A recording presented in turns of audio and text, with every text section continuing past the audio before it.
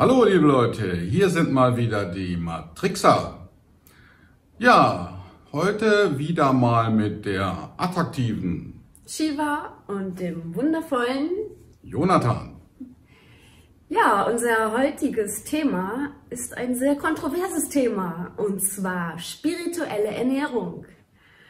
Ich weiß, ihr habt uns schon 1000-mal danach gefragt, und das war eigentlich auch unser allererstes Video, was wir begonnen hatten, fanden wir aber so scheiße, dass wir es dann einfach gelassen haben und mit der Lichtvolle begonnen hatten. Aber jetzt dann doch, denn das ist, glaube ich, schon auch ein sehr wichtiges Thema.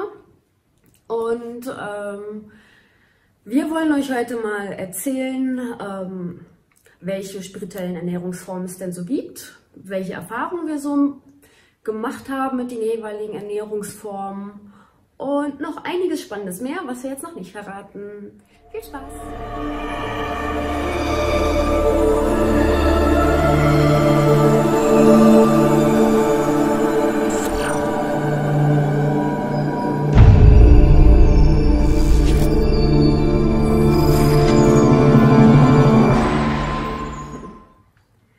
Ja, dann fangen wir mal an, würde ich sagen, oder?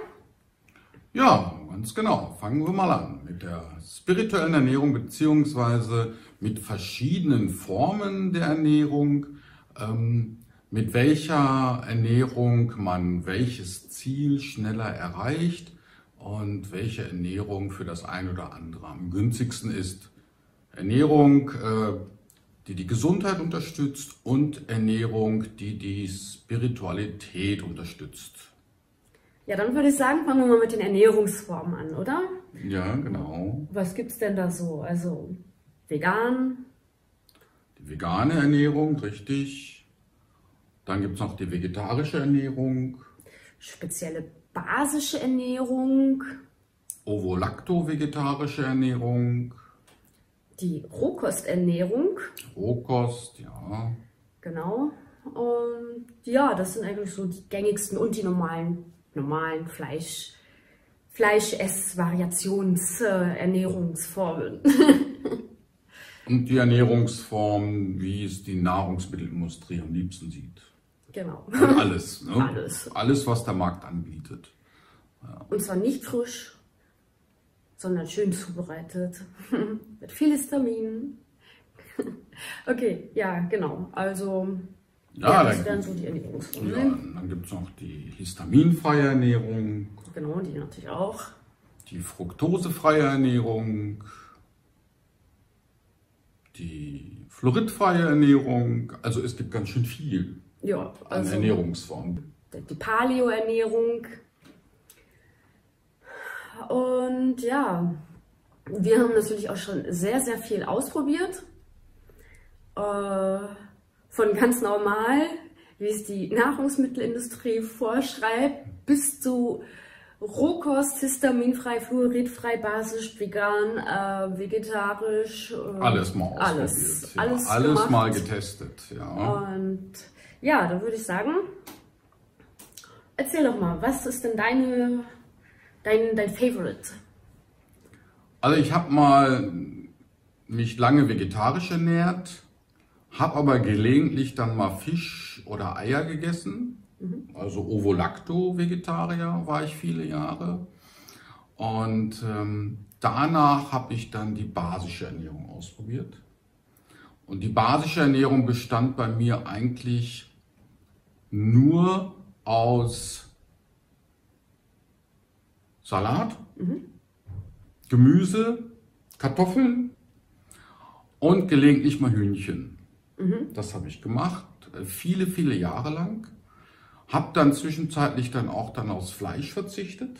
Also wirklich, ich habe mich jeden Tag nur noch von Gemüse, Kartoffeln und Salat ernährt. Und da muss ich sagen, habe ich sehr viel an so zimperlichen, also an Zimperlein verloren, den man so körperlich so manchmal hat. Hier piekt's mal, da piekt's mal.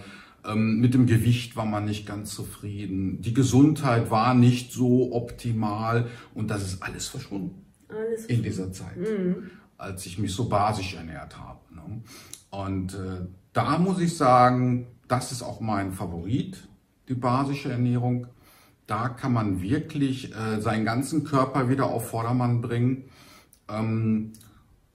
Ich konnte nachher ins 4. oder 5. Stockwerk laufen oder sozusagen auch rennen, ohne außer Atem gewesen zu sein. Und ohne explizit Sport gemacht zu haben. Ja, ohne irgendwie Sport gemacht zu haben. Ich konnte rennen, ich konnte laufen, ich konnte Treppen steigen, ohne irgendwie müde zu werden. Und auch an Gewicht habe ich da sehr viel verloren. Was ich auch sehr gut fand zu der Zeit. Da hatte ich ein bisschen mehr auf den Rippen. Und ich muss sagen, das war wirklich so die beste Ernährungsform für mich. Und bei dir, wie war das bei dir? Was war so für dich die beste? Die beste war für mich, ich habe natürlich auch alles Mögliche ausprobiert, von vegan, vegetarisch. Die beste, energetisch gesehen, fand ich und körperlich fand ich, war Rohkost. Rohkost, ah ja. Also wirklich reine, auch super, ja. Reine Rohkost. Anfangs hat mir da dann schon ein bisschen was gefehlt, wie mal ein Brot oder so. Vielleicht jetzt gar nicht. Aber es gibt ja auch in der Rohkost verschiedene Möglichkeiten, selber Brot zu machen, Rohkostbrot und über Dörrgeräte und so, wo kein Weizen drin ist, also keine Gluten, kein gar nichts, wirklich aus reiner Rohkost. Und ja, damit bin ich dann lange Zeit über die Runden gekommen, hat mir wirklich gefallen. Leider habe ich es nicht bis zum Ende irgendwie habe ich es nicht weiter durchgezogen. Es ist so nach einem halben, dreiviertel Jahr bin ich dann wieder auf vegan, hin und wieder vegetarisch umgestiegen und so. Weil nur roh war dann doch sehr hart. Aber du hast dann aber auch gute Erfahrungen so gemacht, also ne? das So war spirituelle in der Zeit. Also reine Rohkost hat die Energie natürlich wirklich hochgepusht.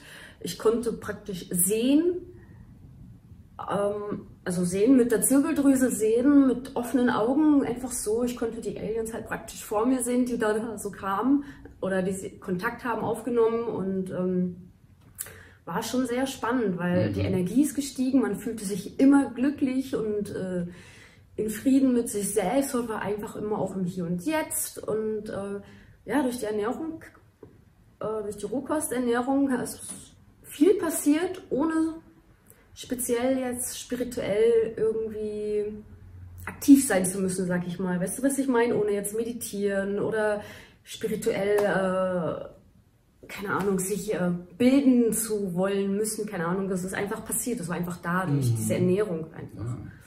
Ja, das war bei mir auch so. Also als ich da viele Jahre mich rein basisch ernährt habe, also da brauchte ich gar nicht mehr meditieren.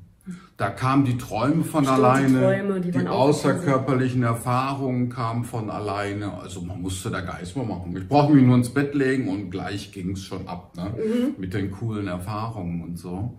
Das auf jeden Fall. Und auch wie du schon sagst, die Zirbeldrüse hat auch sehr positiv reagiert darauf. Ich habe dann auch Dinge im Alltag wahrgenommen, manchmal Verstorbene wahrgenommen oder irgendwelche Wesen und dergleichen. Also, und das auf eine sehr sanfte Art, ne? Die dann irgendwie, ja, das waren alles auch so Erkenntnisse oder Dinge, die man gesehen hat, ne, mit der Zirbeldrüse und so. Die kamen sehr weich eingespielt, ne, und nicht so plopp, nicht so schockartig oder so, dass man sich ein bisschen erschreckt oder sowas, ne. Also das war schon, muss ich sagen, für mich so die beste Ernährungsform. Für dich die Rohkost. Genau. Ja, also da würde ich auch sagen, das sind so die beiden besten Ernährungsformen. Nicht nur für jene, die gerne wieder gesund sein möchten körperlich, sondern auch die an ihrer Zirbeldrüse arbeiten möchten und auch die eben überhaupt spirituell an sich arbeiten möchten und auch Fähigkeiten entwickeln möchten. Ja, was man natürlich noch zu Rohkost und basischer Ernährung sagen sollte, ist, dass es natürlich auch die Ernährungsformen sind, wenn man sie einfach, die Rohkost nur 30 Tage anwendet und jemand hat Diabetes, dann ist das die Diabetes danach Geschichte zum Beispiel. Weil man dann so basisch ist, dass da einfach auch gar nichts weiter überleben kann. Also der Körper gesundet praktisch von alleine. Allein durch diese Ernährungsform war es das dann mit jeder Krankheit. Also ich habe mich danach auch körperlich so leicht gefühlt, so gut und energetisiert und fit und alles Mögliche. Also Ja, aber gut, ich habe nebenbei natürlich auch entgiftet noch, wir glaube ich auch. Ja. Da kommen wir später noch zu und entkalkt und was auch immer so möglich ist. Also ich habe da richtig durchgehauen. Haben wir glaube ich du ja auch dann. Ja. Genau. Mein Favorite wäre aber theoretisch, sich zu ernähren wie die Naturwesen. Ah, Naturwesen. Ja, das ist schon... Eine sehr spezielle Ernährungsform. Ja, damit kann man dann wirklich 200 Jahre alt werden, wenn man das sein ganzes Leben lang durchziehen würde. Ja, dann erklär uns doch mal, wie die Naturwesen sich ernähren. Weißt du das? Die Naturwesen ernähren sich praktisch eigentlich nur von Obst, das von Fallobst, besser gesagt, genau. Die pflücken nichts von den Bäumen, sondern das, was die Natur gibt, das nehmen sie sich und davon ernähren sie sich. Also sie nehmen noch keinen Apfel, der da noch fröhlich munter am Baum hängt, sondern erst wenn der Apfel gefallen ist und sozusagen sagt, ich bin reif, iss mich. Ja. Hast du nicht mal erzählt, dass du im höheren Bewusstseinszustand das auch mal gesehen hast? Dass das Obst, das fand ich sehr witzig. Da musste ich so lachen. Also ich habe da irgendwie mit einer Freundin in der Küche gesessen und wir haben uns unterhalten und so und irgendwie plötzlich bin ich in einen höheren Bewusstseinszustand gekommen und mein Blick fiel zufällig auf eine Obstschale, wo so Birnen drin waren, Äpfel, Bananen und Weintrauben. Und das war unglaublich. Ich konnte in dem Moment das Obst fühlen, wie es in dieser Schale lag. Und ich konzentrierte mich weiter auf das Obst und dann konnte ich fühlen, dass das Obst gesprochen hat. Und zwar hat das Obst immer gesagt, iss mich, iss mich, iss mich. Es war also phänomenal, dass das Obst irgendwie das als Berufung gesehen hat, gegessen zu werden. Und das war für mich schon sehr erstaunlich. Und wie du schon sagst, die Naturwesen ernähren sich eben hauptsächlich von Obst, das eben von den Bäumen gefallen ist. Alles, was man halt pflücken kann. Also die würden zum Beispiel jetzt nicht unbedingt etwas essen, was aus dem Boden gerissen werden muss. Wie Salate oder Kohl oder so, das muss man ja aus dem Boden reißen. Dann stirbt ja die ganze Pflanze. Also da gehen die Naturwesen nicht ran. Die gehen wirklich nur an die Früchte oder an das Gemüse heran, wie bei Tomaten beispielsweise, was eben so runterfällt oder abfällt. Was gegeben wird sozusagen. Ja, was von der Natur gegeben wird. Und dann halten die so ihre Hand darüber und ziehen die Lebensessenz aus dem Obst bzw. aus der Frucht heraus. Und die leben halt wirklich nur von Nahrungsmitteln, die eben über diese Lebensessenz verfügen. Von dem her, die essen kein Fleisch, keine Kadaver. Für die ist das totes Gewebe. Die leben wirklich, da könnten sie auch keine Lebensessenz rausziehen. Ja, Fleisch ist tot. Das ist ja schon tot. Da ist ja nichts mehr drin an Lebensessenz. Darum würden die Naturwesen sofort dankend ablehnen und sagen, nee, nee, da ist keine Lebensessenz drin, wollen wir nicht. Bringt ja auch nichts, sie können ja auch nicht anders essen. Ja, ja. Die halten ihre Hand drüber und ziehen die Lebensessenz raus. Und warum sollten sie ihre Hand darüber halten und die Essenz herausziehen, wenn da gar nichts drin ist? Das zeigt ja eigentlich schon so ein Stück weit, in welche Richtung man sich ernähren sollte, theoretisch. Ja, das wäre natürlich schon ein interessantes Ziel, aber für einen Menschen ist das schon sehr schwer, gerade das in der heutigen umzusetzen. Gesellschaft. Gerade in der heutigen Gesellschaft mit allen Leckereien, die es so gibt und so. Ja. Unsere Empfehlung wäre, wenn Fleisch gegessen wird, dann am besten Hühnchen, zweibeinig.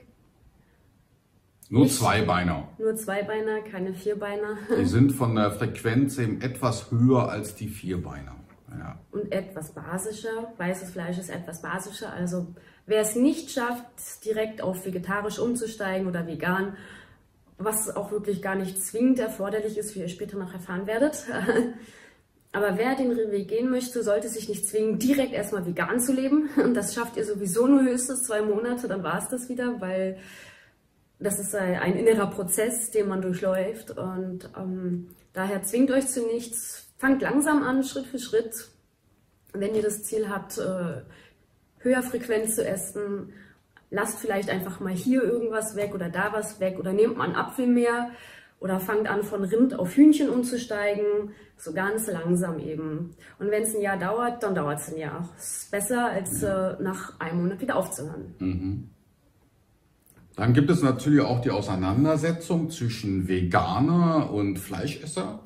Genau. Ganz schlimm, dass die sich da ständig streiten und dergleichen. Und dazu kann ich nur sagen, wenn man unbedingt versucht, als Veganer mit allen Mitteln einen Fleischesser davon zu überzeugen, dass er damit aufhören soll, ihn vielleicht angreift, anfeindet oder ihn sogar hasst, dann ist das nur eine Projektion der eigenen Zweifel. Das heißt, der Veganer hat selbst Zweifel daran, dass er sein Leben lang Veganer sein wird. Und diese Zweifel werden dann auf eine Person projiziert, die eben repräsentativ für seine Zweifel stehen. Und da liegt eben die Kraft dahinter, warum manche Veganer irgendwie Fleischesser anfeinden. Und da möchte ich natürlich sagen, dass man schrittweise die Ernährung umstellen soll, wie Shiva schon sagt. Nicht mit einem Tag so, bumm, ab heute bin ich vegan oder so. Jeder hat seine eigene Geschwindigkeit und da sollte man auch Verständnis für haben und nicht jemanden unter Druck setzen, weil dadurch schafft man ja wieder eine Polarisierung.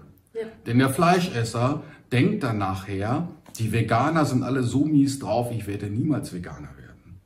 No. Also nicht vorschnell urteilen oder verurteilen, sondern jedem seinen Weg lassen. Und mir ist auch noch ein gutes Beispiel eingefallen. In dieser Realität bist du vielleicht ein Veganer, aber was ist mit der alternativen Realität daneben? Da bist du vielleicht ein Fleischesser, denn nicht in allen Realitäten, die möglich sind, bist du ein Veganer. Ja, sozusagen. Ist auch wie mit dem Rauchen so. Genau. Ne? Du beschließt vielleicht in dieser Realität mit dem Rauchen aufzuhören. Das bedeutet aber nicht, dass all deine Persönlichkeiten, die von dir in alternativen Realitäten existieren, auch gleich mit dem Rauchen aufgehört haben. Das muss es nicht unbedingt bedeuten. Und so ist das auch mit der Ernährung. Darum schrittweise umstellen, nicht mit einem Schlag. Ich appelliere da mehr an Mitgefühl und Verständnis von beiden Seiten. Denn niemand ist den Weg des einen gegangen oder der des anderen. Und jeder steht da, wo er eben steht. Und deswegen, der nächste Schritt ist vielleicht schon eine ganz andere Richtung. Und Extremismus führt irgendwie niemals zu irgendwas. Nein. Und ja, also ich kenne aber auch Leute, die essen Fleisch, die saufen jeden Tag Alkohol, die rauchen, die kiffen und reisen jede Nacht fast astral. Ne? Wie kann das denn? Ne? Da merkt man also, dass da irgendwo doch etwas noch nicht ganz verstanden worden ist. Ne? Dass es da wirklich solche Dinge geben kann. Es gibt auch Leute, die haben aufgehört zu rauchen, die haben aufgehört, Alkohol zu trinken und so weiter. Und dann kam die Erfahrung. Ne? Also es muss nicht bei allen so sein, ne? Dass eben eine basische Ernährung oder eine vegane Ernährung gleichbedeutend ist zu 100%, dass sich da auch 100% etwas ändert. Muss nicht so sein. Nee. Aber woran mag denn das liegen? Denn wir sind in der Matrix und wir leben in einer Simulation, einer Computersimulation, die programmiert wurde. Das heißt, egal was du isst ja eigentlich nur ein Programm. Alles besteht eigentlich nur aus Nullen und Einsen. Also im Grunde isst du ja kein echtes Tier, sondern du isst eine Null und eine Eins. Ja. Wenn man es so genau gesehen, das Problem sind eben die eigenen Glaubenssätze, die man hat. Und dementsprechend wird sich das natürlich auch bei dir so auswirken. Das, was du glaubst, so wird es eben passieren. Wenn du glaubst, wenn ich Rind und Fleisch esse, ich kann trotzdem Astralreisen etc., dann wird das wohl auch so sein. Frequenztechnisch ist natürlich Obst und Gemüse viel höher schwingender, weswegen sich wohl auch die Naturwesen so ernähren. Und deswegen ist das natürlich auch wesentlich begünstigender für eine spirituelle Entwicklung. Aber am Ende hängt dann doch ziemlich viel an Glaubenssätzen. Theoretisch kannst du alles essen, was du willst. Fleisch, Chips, Schokolade. Und das sollte eigentlich nichts ausmachen, weil ja alles nur ein Programm und eine Simulation ist. alles andere, naja, Glaubenssätze eben. Ne? Ja, das ist schon richtig, sind alles Glaubenssätze auf jeden Fall. Aber ich höre nämlich jetzt schon einige denken, die sagen, ach, ja, wenn man alles essen kann, wozu gibt es dann das Video jetzt? Wozu wird über Ernährung gesprochen? Da könnt ihr mich doch alle mal, da esse ich doch, was ich will, ist doch alles nur Glaubenssatz. Ja, so einfach macht's uns die Natur aber nicht, weil wenn du es im Griff hast, eine Flasche Domestos auf Ex auszutrinken, ohne daran zu sterben oder Bauchschmerzen zu bekommen, dann hast du deine Glaubenssätze 100%ig im Griff. Und bitte nicht ausprobieren. Nein. Das wollen wir jetzt hier nicht sagen. Nur Theorie. Wir haben heute wirklich super Beispiele, weißt du. Und darum ist es schon besser, sich gesund zu ernähren. Wir können auch ein harmloseres Beispiel nehmen. Du kannst zum Beispiel eine hohe Dosis LSD mal nehmen. Und wenn das gar nichts bei dir bewirkt oder so, dann kannst du sagen, ja, ich habe meine Glaubenssätze im Griff. Und aus dem Grund, das, was wir zu uns nehmen, hat schon eine gewisse Wirkung aufgrund des Kollektivbewusstseins. Ja. Weil das ganze Kollektiv, das heißt das Bewusstsein, das gemeinsame Bewusstsein aller Menschen, wirkt da schon auf uns. Denn alle Glaubenssätze kann man ja schwer durchschauen. Also kann man schon, es sollte auch das Ziel sein, aber wer da noch nicht weit gereist ist, sollte das mit dem Domestos und dem LSD vielleicht lassen. Richtig, genau. Und darum, bevor man sich da selbst überschätzt, sollte man doch überlegen, ob man die Ernährung vielleicht nicht umstellen kann. Das ist der einfachere Weg. Denn wenn man zum Beispiel schon an irgendwelchen körperlichen Problemen leidet, ja, an bestimmten Allergien oder an bestimmten anderen körperlichen Problemen, die es da so gibt, dann eine Ernährungsumstellung, die richtige Ernährung, wird dafür sorgen, dass man innerhalb von Wochen oder spätestens nach Monaten wieder topfit ist. So ist es. Ja, topfit. Und die Krankheiten sind dann weg. Persönlich gehe ich davon aus, dass 99% aller Krankheiten nahrungsbedingt sind. 99%. Wenn man also da die Ernährung umstellt, kann man sagen, dass von 100 Personen 99 wieder topfit und gesund sein werden. Egal, was der Arzt gesagt hat. Yep. Wenn er gesagt hat, ja, du hast Hashimoto, das ist unheilbar, ne, dann kannst du trotzdem mit der Ernährung das alles in den Griff kriegen. Auch andere Krankheiten. Ja, wir haben uns da viel über Ernährung unterhalten. Wir haben da ausgiebige Gespräche geführt und getestet ohne Ende. Und ja, uns ist etwas Witziges aufgefallen. Denn das Rind, das geschlachtet wird, ist gar nicht das Rind, das bei dir auf dem Teller liegt.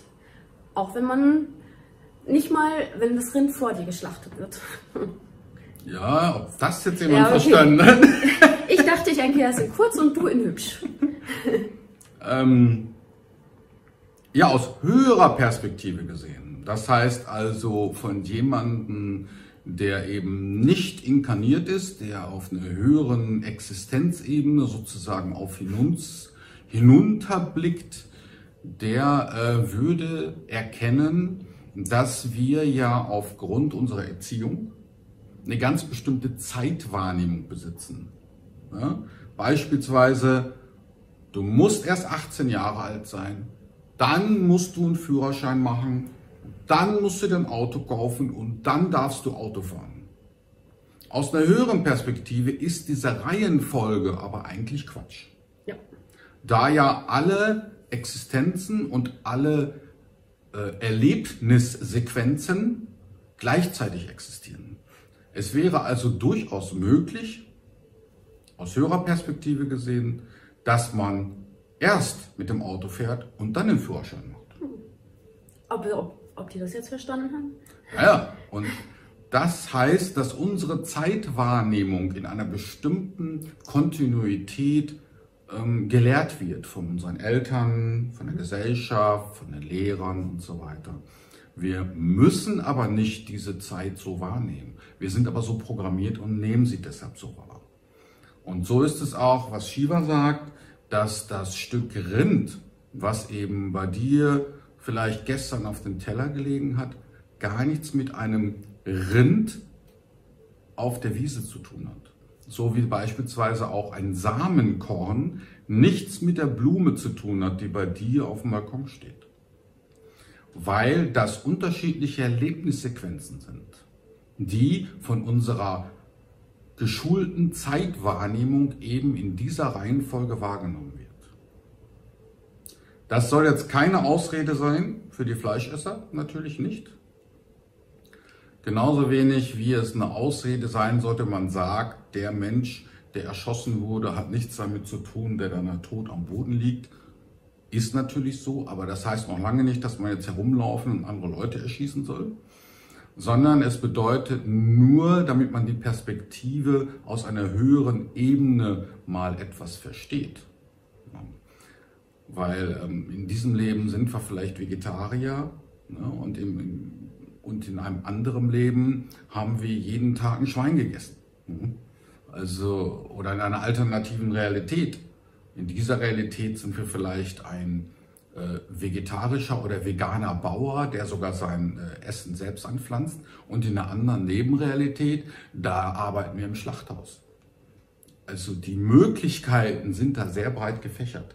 Und darum darf man das ganze Thema nicht so dualistisch oder polarisiert betrachten, sondern alles baut eben aufeinander auf in einer bestimmten Zeitabfolge, so wie es uns eben beigebracht worden ist.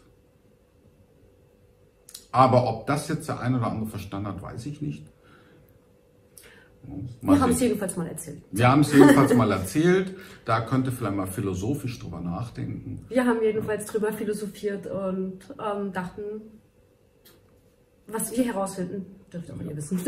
Das ist ja wie in dem Film hier, die Matrix. Ja. Ne? Als Cypher da mit dem Agenten im Restaurant am Tisch saß, hat da ein Stück Steak abgeschnitten, hat das Steak so hochgehalten und hat gesagt, ich weiß, das sind alles nur Zahlen und Nummern, woraus dieses Stück Steak besteht. Aber es schmeckt vorzüglich. Ja. Und ich erinnere mich auch noch an eine Diskussion, die ich mit meiner Geisthelferin Sonja hatte. Die Tomate, ja. Ja, die hat mir eine Tomate gezeigt und einen Apfel und hat dann zu mir gesagt, ist schon viele Jahre her, Jonathan, was ist der Unterschied zwischen dieser Tomate und diesem Apfel? Und da habe ich gesagt, ja, also eine Tomate, hier Gemüse und Apfel ist Obst und sie so papalapap. Ich so, warum denn wie papalapap? Sagt sie, es gibt keinen Unterschied. Und das habe ich damals nicht verstanden, was mir meine Geisthelferin da eigentlich mitteilen wollte. Heute weiß ich es, aber früher halt nicht. Ja, wir lassen das Rätsel offen. Nein, ist ja geklärt. Halbwegs hoffe ich. Ja, dann jetzt mal zu unseren Ernährungsformen im Konkreten, würde ich sagen. Ja. Ein bisschen konkreter zu basischer Ernährung. Rohkost sollte ja im Grunde klar sein. Also unsere Favoriten. Wir erklären jetzt mal etwas genauer vielleicht unsere Favoriten. Ja, Rohkost ist, glaube ich, relativ klar. Man isst roh. Sprich, man nimmt den Apfel und beißt rein oder die Tomate. Punkt. Ich mache das gerne auch als Smoothies. Ist für die, die es gerne bunt gemischt haben. Grüne Smoothies sind nicht ganz so beliebt, aber besonders gesund. Ja, zu dem nächsten Smoothie werden wir zur Entgiftung kommen noch. Man kann natürlich auch viel dörren, aber nicht bei mehr als 40 Grad, weil sonst denaturiert das Eiweiß und dann ist es nicht mehr Rohkost. Also bis 40 Grad kann man noch dörren und hat immer noch seine frische Rohkost mit all seinen Vitaminen. Bei einem Mixer.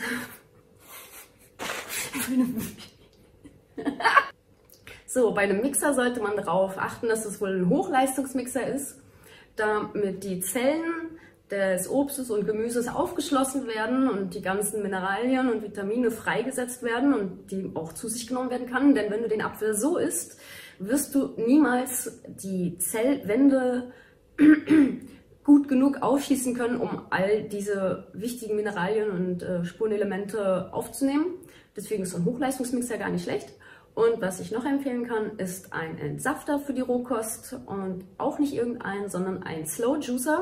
Das ist praktisch noch, da wird das Obst oder Gemüse praktisch mechanisch gemahlen und du hast somit eine extrem hohe Ausbeute an Vitaminen, Spurenelementen und auch an Saft. Und das heißt, dass das der gesündeste, beste Saft ist, den du dir vorstellen kannst. Also Hochleistungsmixer und Slow Juicer. Ja, Dörrgerät und schon kann die Rohkosternährung losgehen. Man kann es aber auch natürlich ganz einfach halten und einfach nur Obst und Gemüse essen.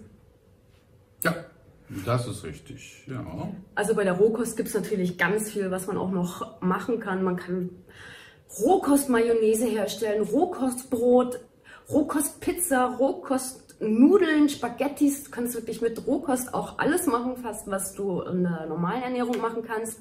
Schmeckt nicht ganz so, aber tatsächlich auch sehr, sehr gut, muss ich sagen. Ich habe auch Rohkosttorten gemacht.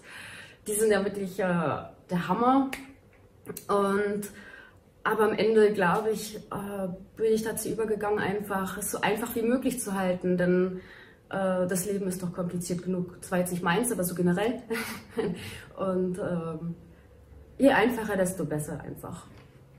Ja, ist also mehr dann auch für die, die gerne basteln oder die gerne selber kochen oder mal was ausprobieren, würde ich sagen. Oder denen es hin und wieder mal an irgendwas mangelt, wie ein Brot oder so. Es gibt wirklich fantastisches Rohkostbrot, was wirklich fast noch besser schmeckt als echtes.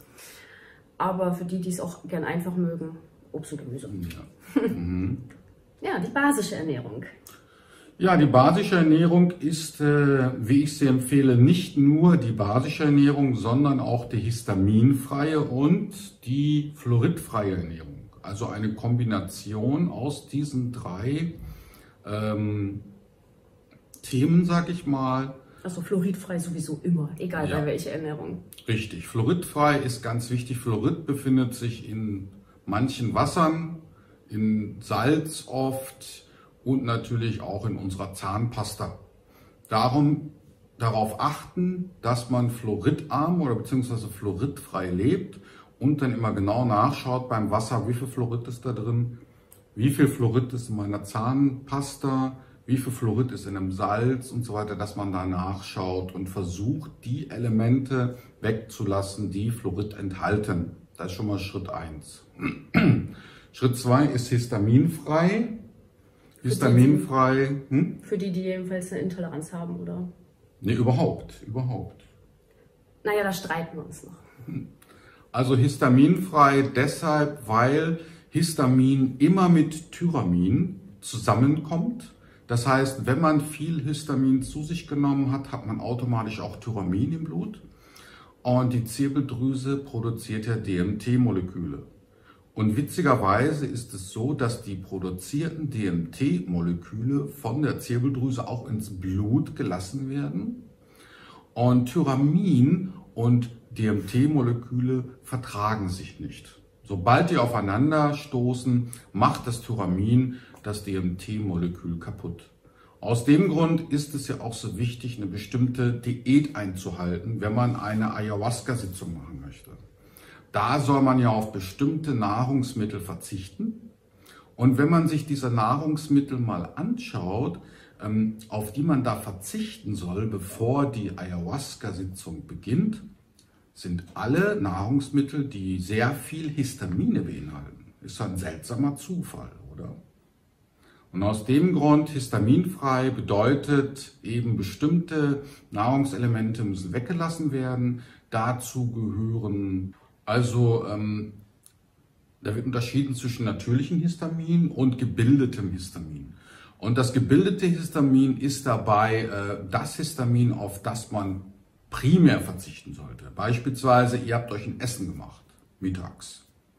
Und ihr habt nicht alles aufgegessen, stellt es dann irgendwo hin mit dem Deckel drauf und denkt euch, das esse ich heute Abend weiter. Und in diesen 6, 7 Stunden, in denen das da rumsteht, bilden sich Histamine in dem Essen. Das heißt also, man sollte das, was man mittags gegessen hat, nicht wieder am Abend aufgewärmt essen, weil das dann zu viel Histamine beinhaltet. Auch viele verarbeitete Lebensmittel besitzen häufig besitzen häufig Histamine, irgendwelche pulverisierten Sachen zum Beispiel, ne?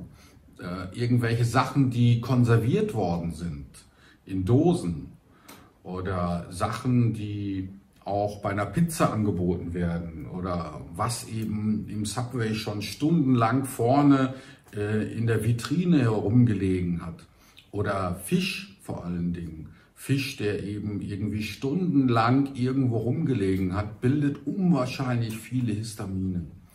Und da muss man sich eben mal erkundigen, was oder welche Nahrungsmittel man da verzichten sollte. Du hast doch da eine Liste, oder?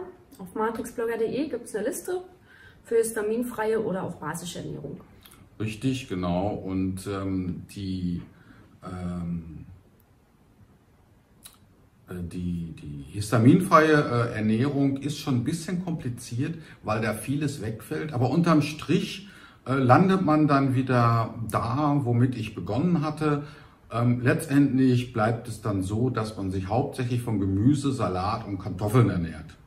Ja, und wer möchte, kann mal ein bisschen Hühnchen dazu essen oder vielleicht Fisch. Ne? Aber wenn Fisch, dann muss der sehr, sehr frisch sein und auf alle Fälle ein Meeresfisch sein, kein Seefisch. Ja, und da kann man sich mal ein bisschen bei mir auf dem Blog vielleicht umschauen. Da gibt es oben im Menü Nahrungsmittellisten und da kann man dann eben nachschauen, welche Ernährungsform einem da zusagt. Ja. Und das ist eben das, worauf sich so mein Favorit gründet, nämlich auf histaminfrei, fluoridfrei und basisch. Basisch bin ich auch dabei und fluoridfrei. Bei histaminfrei bin ich noch nicht ganz dabei, jedenfalls alle verarbeiteten Lebensmittel, Schokolade und sonst was. Aber es gibt auch einige Früchte, Obst und Gemüse, die haben auch Histamin, aber meistens sind es Liberatoren. Das heißt, wenn man Histamin zu sich genommen hat, unterstützt es noch dabei, das Obst und Gemüse. Wenn man kein Histamin zu sich genommen hat, dann passiert auch nichts. Zum Beispiel Tomaten sind Liberatoren. Das heißt, wenn du vorher kein Histamin zu dir genommen hast, kannst du ruhigen Gewissens auch eine Tomate essen. Es gibt natürlich auch Obst und Gemüse, das Histamin enthält, wie Weintrauben, meintest du? Ja. Wein und Alkohol, ja. Aber wir reden jetzt von den Trauben. Ja, da würde ich dann trotzdem wieder zu den Naturwesen tendieren und sagen, die Naturwesen würden ja jetzt die Weintrauben auch nicht verschmähen. Wenn es den bekommt, dann wird die Natur schon wissen, was sie da tut. Und deswegen würde ich sagen, Weintrauben sind okay, aber die wirklich auf komplett Histamin verzichten wollen, die müssen natürlich auch auf Weintrauben verzichten. Ja, die Naturwesen ernähren sich aber auch histaminfrei. Und die essen keine Weintrauben? Nee, die essen ja nicht, die ziehen ja nur die Lebensessenz raus. Okay, ja, also bei histaminfrei sind wir uns noch nicht einig, das ist völlig in Ordnung. Aber so grundlegend ist klar, basisch, fluoridfrei, möglichst hochfrequente Ernährung und ja, damit ist man schon auf einem guten spirituellen Weg, seine Energie im Körper zu erhöhen, seinen Körper wieder gesund zu machen. Ja. Und jetzt folgt auch noch die Entgiftung, um den Körper wieder mal auf Vordermann zu bringen. Entgiftung gibt es natürlich viele, Darmreinigung, ganz wichtig und natürlich auch Schwermetallausleitung, ist auch sehr wichtig. Und wer sich über die Jahre nicht ganz so gesund ernährt hat, dem ist das auch zu empfehlen, sich zu entgiften mal und langsam in Richtung spirituelle Ernährung zu gehen oder sowas. Zumindest etwas gesünder. Und ja, aktuell mache ich aufgrund einer Empfehlung eine Entgiftung. Ich habe schon viele Entgiftungen gemacht, wie auch Fastenkuren. Aber das, was ich aktuell mache, ist wirklich zu empfehlen, weil das haut mir noch echt mal alles noch mal raus an Schwermetallen, was ich so über die Jahre aufgenommen habe, wie Quecksilber, dadurch, dass ich Amalgamfüllung hatte und alle anderen Schwermetalle werden damit auch ausgeleitet und zwar mit dem Heavy Metal Detox Smoothie von Anthony Williams. Den mache ich zurzeit. Das ist wirklich sehr genial und ich merke auch, dass ich echt stark entgifte. Der Detox Smoothie ist eigentlich recht einfach zu halten. Man nimmt eigentlich nur 200 Gramm Blaubeeren, wilde Blaubeeren. Können auch tiefgefroren sein, eine Banane oder 2 Bananen, je nachdem wie es schmeckt. 3 große Orangen, frisch ausgepresst oder frischen Orangensaft, je nachdem, also eine Tasse frischen Orangensaft. Dann nimmt man noch hawaiianische Spirulina-Pulver, einen Teelöffel, dann Dulse Meeresalgen, eine Handvoll, atlantische Dulse, könnt ihr alles, machen wir alles unten rein, könnt ihr da bestellen, wenn ihr wollt oder auch irgendwo finden. Dann nimmt man noch Gerstengras-Saftpulver, auch einen Teelöffel. Und ganz wichtig ist auch noch frischer Koriander. Das zieht auch die Schwermetalle aus dem Gehirn, überwindet sogar die Blut-Hirn-Schranke. Also eine Tasse voll Koriander ist nicht was für jeden. Ich liebe inzwischen Koriander, aber die meisten können das nicht so gut vertragen und da fangen sie vielleicht mit einem Helmchen an und steigern sich dann, müsste aber am Ende schon viel sein. Ja, das mixt man alles wirklich gut in einem Mixer und genießt dann diesen leckeren Smoothie. Also mir schmeckt er sehr gut und was ich noch mache, ist zurzeit Selleriesaft. Ist nicht das Beste der Besten der Besten, aber wirklich hilft auch ungemein, hilft auch bei Darmträgheit oder zur Entgiftung. Also muss ich jetzt nicht alles erzählen, könnt ihr euch darüber informieren. Selleriesaft, frischen Selleriesaft am Morgen hilft auch sehr stark bei der Entgiftung und beim Aufräumen im Körper. Genau. Ja, sehr gut. Der Heavy Metal Detox Smoothie. Aha, okay. Klingt ja richtig pompös. Ja, was ich noch empfehlen kann, morgens eine frische Zitrone trinken. Macht den Körper schon mal basisch. Und mag man gar nicht glauben. Mag man nicht glauben. Zitrone, sauer, ne, soll basisch sein. Soll basisch ist schon interessant. und hydriert den Körper wunderbar. Also ich fühle mich danach auch immer gleich wieder wie neu geboren nach dem Zitronensaft. Und weißt du, was das beste Mittel aller, wenn man fragt, wie soll ich etwas machen, dann sagst du doch immer mit Dissoziation. Weißt du, was das Pendant in der Ernährung ist? Natron. Ja, das also, stimmt. Wie Fragen kann man immer mit Dissoziation oder Natron beantworten. Genau, für den Geist Dissoziation, für den Körper Natron. Oder für alles andere auch Natron. Also Natron ist wirklich das Wundermittel schlechthin. Ich weiß nicht, wer das erfunden hat in der Matrix, aber gut gemacht.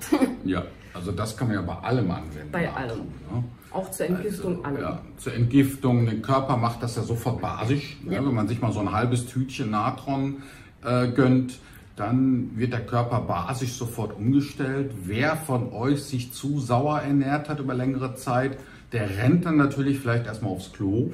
Kann vorkommen. Aber Natron ist eigentlich ein geniales Mittel, das kleine Krankheiten und Wehwehchen beseitigen kann und auch große Krankheiten, von denen man so spricht. Ne? Sogar Krebs soll es besiegen können. Man kann sich auch die Zähne damit putzen, die Haare damit waschen, die Haut schöner machen. Also Natron ist einfach das Wundermittel für praktisch alles. Man kann damit baden gehen, ne? Macht den Körper und die Haut entgiftet ihn auch gleich noch. Also Natron. Natron ist genial. Also auf jeden Fall. Was gibt es denn noch so für Nahrungsergänzungsmittel, die das unterstützen würden? Also gern habe ich auch noch gemacht Zeobent, also eine Mischung aus Zeolit und Bentonit. Da auf jeden Fall. Können wir auch ein Lied von singen. Das unterstützt natürlich auch. Das nimmt alles an Giften auf und wird dann abtransportiert, genauso wie Enterosgel. Haben die Russen erfunden. Sehr gut, das ist auf Siliziumbasis und entgiftet auch sehr stark. Ja, und leitet auch Schwermetalle aus. Leitet auch die Schwermetalle die aus. alle vom Himmel geregnet sind. Ja, bei Chemtrails und so hilft das sehr gut. Wer also in einem Gebiet wohnt, wo viele Chemtrails auftauchen, ist mit Enterosgel gut beraten. Ja, da sollte man schon jeden Tag so einen Esslöffel zu sich nehmen, oder? Genau, 15 Gramm mindestens. Auf leeren Magen. Oh ja. Und davor und danach nichts essen. Gilt eigentlich auch für Zeolit und Zeobent. Oder für mein Heavy Metal Detox Smoothie oder für den Gerstengrassaft. Also für das meiste gilt auf leeren Magen. Oder mindestens 1 bis 2 Stunden dazwischen Zeit lassen. Was haben wir da noch? Ja, wie heißen die kleinen Grünpilzchen, die wir da als auch haben? Spirulina. Spirulina, nee, die meinte ich jetzt nicht, die anderen Chlorellas. Aber Spirulina und Chlorella, genau, stimmt ja. Genau. Also die Spirulina sind die bläulichen und die Chlorella sind die grünlichen. Das sind so kleine Tablettchen. Die helfen auch sehr gut bei der Darmreinigung. Und Entgiftung, genau. Und bei der Entgiftung. Man sollte bedenken, dass eben ungefähr schätzungsweise um die 60-80% unseres Immunsystems durch den Darm aufrechterhalten wird, beziehungsweise gestärkt wird, das Immunsystem. Und darum ist es wichtig, dass man eben versucht, den Darm zu reinigen. Ja? Und das ist dann gut mit Chlorella oder Spirulina. Und natürlich, was du sagst, Zeolit und Bentonit, die helfen alle dabei, im Darm aufzuräumen, zu reinigen den Darm, die Gifte rauszuziehen und ja, das Schwermetall da rauszuziehen. Also schon sehr empfehlenswert. Was mir noch aufgefallen ist, seit ich das mit dem Heavy Metal Detox Smoothie mache, knackt es ganz oft bei mir im Kopf, bestimmt schon 4-mal. Ah, das ist gut. Für die Zirbeldrüse ist er also auch offensichtlich sehr gut. Ja, Zirbeldrüse. Ja, die meldet sich dann durch Knacken oder Klopfen. Ja. Bei mir knackt, als wenn da so eine Schnalle so eine Metallschnalle aufspringt. Und ja, sehr gut. Seitdem sehe ich auch wieder mehr. Ah ja. Also kann ich empfehlen. Ja, dann wäre natürlich auch noch die Entkalkung der Zirbeldrüse angesagt, aber da die Zirbeldrüse ein wirklich großes Thema ist, werden wir darüber ein extra Video machen. Das ist jetzt hier erstmal speziell über die spirituelle Ernährung. Da wisst ihr jetzt ganz genau, was wir favorisieren und wie wir zu entgiften haben können sollten, um unser System zu reinigen und unsere Energiefrequenz anzuheben. Ja, habe ich noch was auf meiner schlauen Liste stehen. Ja, Nahrungsergänzungsmittel haben wir jetzt auch einige erwähnt. Da gibt es natürlich noch viele, viele mehr. Aber das sind so die besten, der besten, zumindest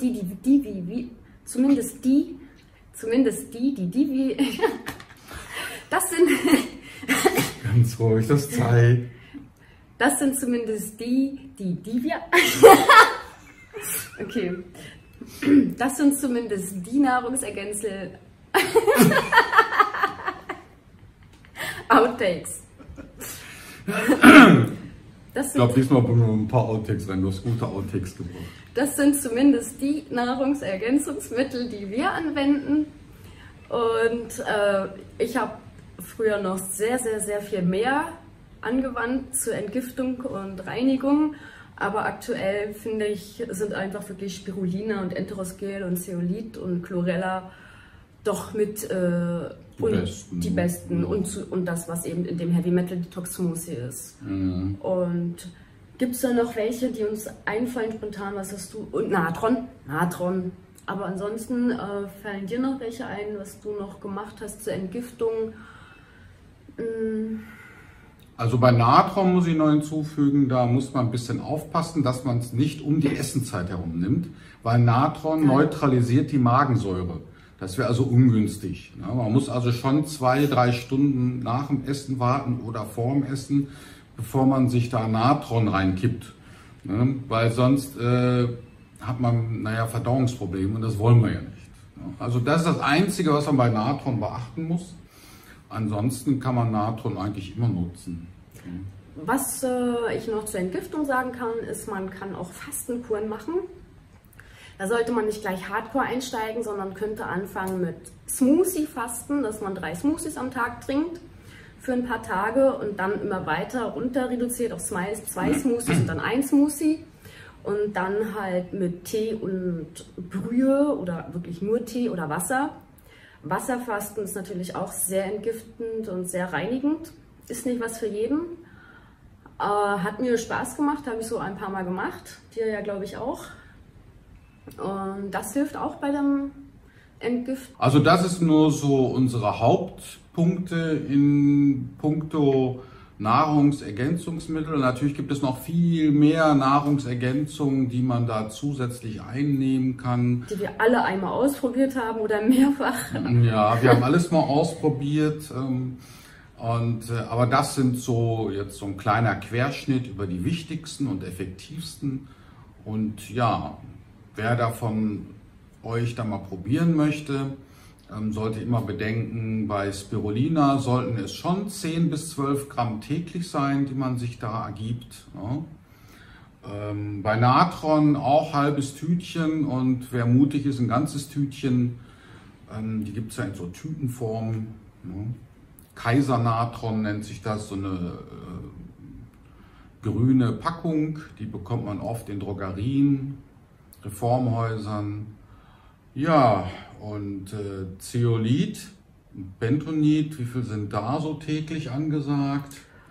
15 Gramm etwa. Ja, auch so 15 Gramm täglich. Vielleicht irgendwie verteilt auf den Tag, so 2-3 Mal am Tag. Genau, aber bitte bedenken, vor und nach dem Essen 1-2 Stunden Zeit lassen.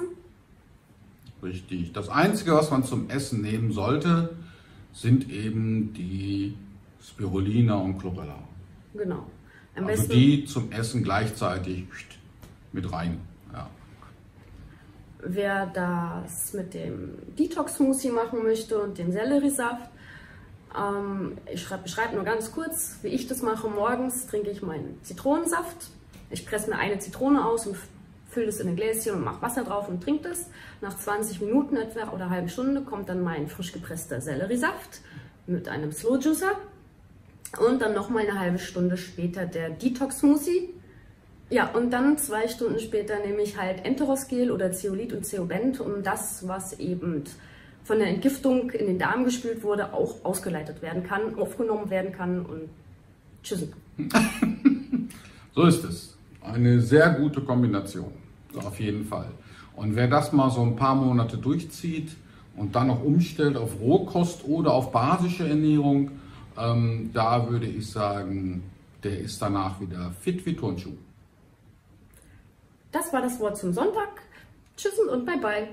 Macht's gut. Bye Ciao. bye.